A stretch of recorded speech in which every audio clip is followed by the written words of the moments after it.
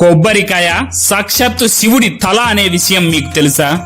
ఒకసారి శివుడు రాక్షసులతో యుద్ధం చేస్తుంటే తీవ్రంగా ఆటంకాలు సంభవిస్తూ ఉంటాయి. అప్పుడు బ్రహ్మదేవుడు ఆటంకాలు తొలగాలంటే గణపతికి పూజ చేయాలని శివుడికి చెబుతాడు. శివుడు గణపతి పూజకు సిద్ధం చేస్తుండగా సాక్షాత్తు వినాయకుడే వచ్చి తన తండ్రి ఎదుట కూర్చుంటాడు. పూజ పూర్తి అయ్యాక నైవేద్యం సమర్పిస్తే గణపతి స్వీకరించడం లేదు, ఏది ఇచ్చినా తీసుకోవడం లేదు. చివరికి పార్వతీదేవి వచ్చి ఇష్టమైన పదార్థాలను పెట్టినా తిరస్కరిస్తున్నాడు.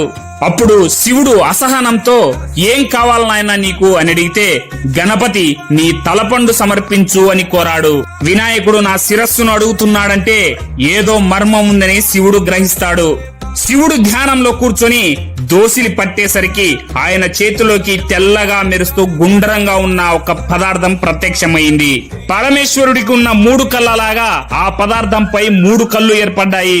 లక్ష్మీనారాయణుల శక్తి కూడా అందులో నిక్షిప్తమైంది. శివుడి తలపై ఉన్న గంగమ్మ జల రూపంలో అందులోకి ప్రవేశించింది. పార్వతీదేవి తెల్లటి రూపంలో తినే పదార్థంలాగా అందులోకి ప్రవేశించింది. అప్పుడు ఆ పవిత్ర పదార్థాన్ని గణపతి ప్రేమతో స్వీకరించాడు.